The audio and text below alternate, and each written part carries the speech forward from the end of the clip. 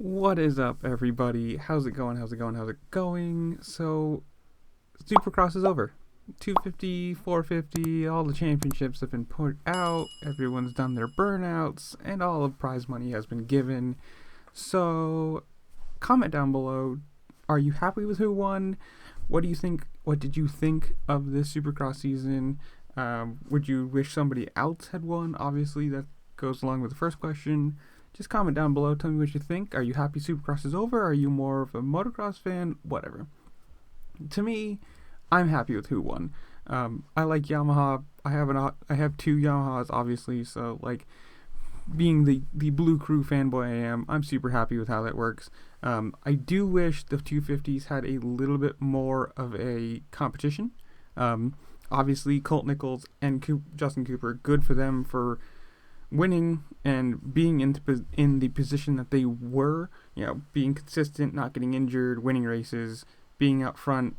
But I think it was something that like they both had to finish like 19th or forward. Like there was no competition for Hunter Lawrence or Jet Lawrence or Cameron McAdoo or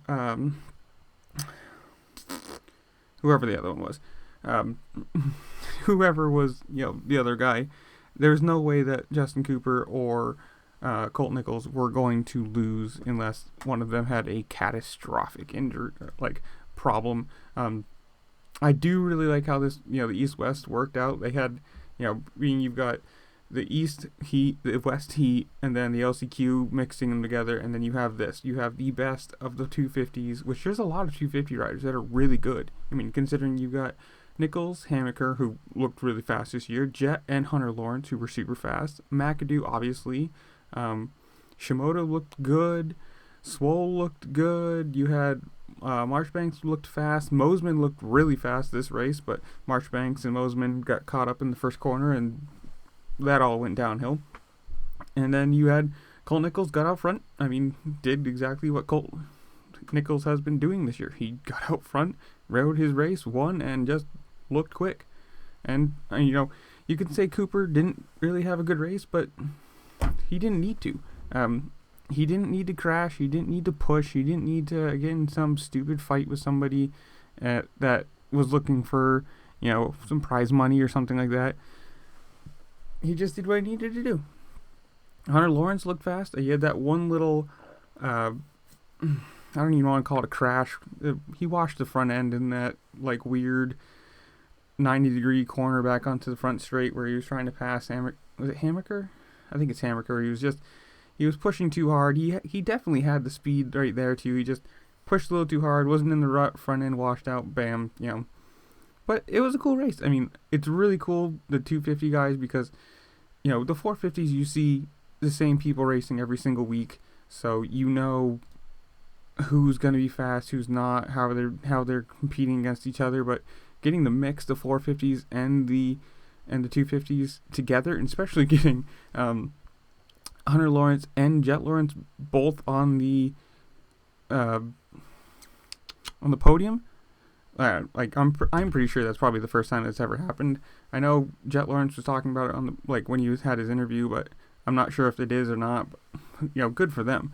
Coming from Australia, putting everything on the line, and then, coming here and just winning.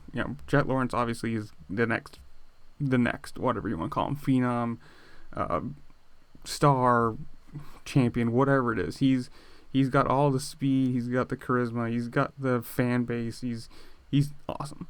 Good for that. Otherwise, 250s, again, whatever. It was already decided. So good job for Colt Nichols and good job for Justin Cooper for winning.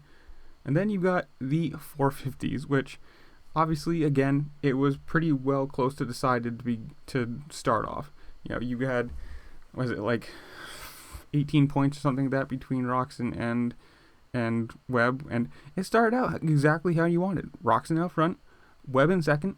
So, Roxon was controlling his destiny. He can do only what he can do. He got out front, and that's what it was. You had Roxon, Webb, Muska, and Sexton. So you had the team, the team running, the team orders, who can get in front of the other guy and slow him up or possibly take him out. Who knows?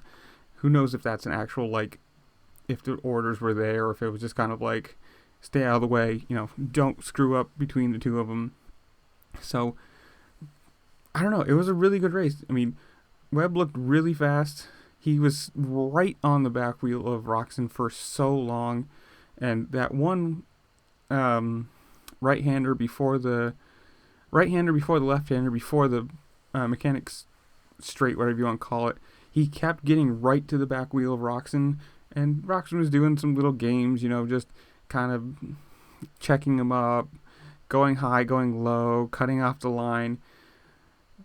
It is what it is. You had Sexton look like an absolute missile in the whoops. I don't know where that was. He was flying through the whoops.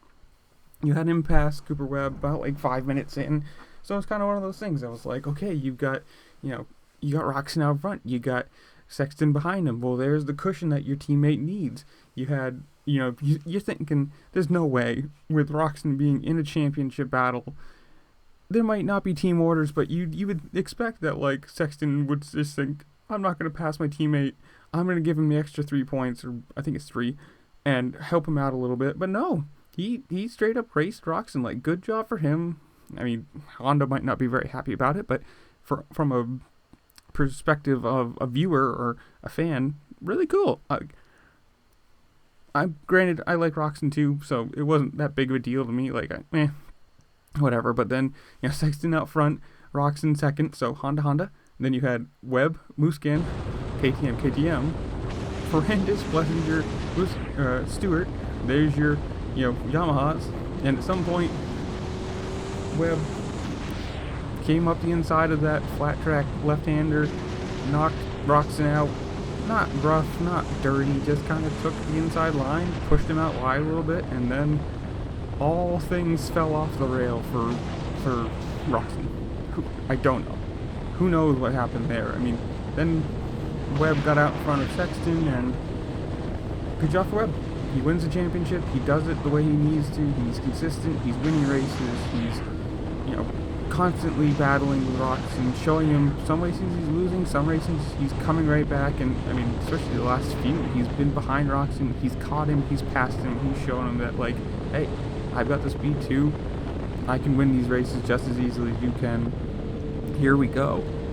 And I don't know what happened to Roczen this race. I don't know if he gave up because it was, I'm 18 points down and I'm behind him, so who cares, but he went from leading to second to third to 10th.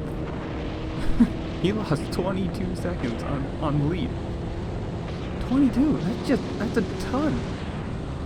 I mean, especially, Tomac 9th, Barsha 8th, Plessinger, like, good job for Cooper Webb getting out front, winning the last race. He didn't need to win it. He just needed to finish in front of Roczen, or just, whatever it was, 10th or something like that, And he's not a very big guy, and that trophy is literally, I think, as big as he is. And then you had the ceremonial burnouts from Yamaha and the Yamaha boys and Cooper Webb. So cool last race with 450s, 250s. I think could have been a little more competitive, but if you're good and you're competitive and you've got to the point where you can win without having a real fight about it, that's how you want to win as a team. So tell me what you think in the comments down below. Make sure to subscribe and like the video as you're scrolling by. Hit the little bell notification so you know when I'm posting.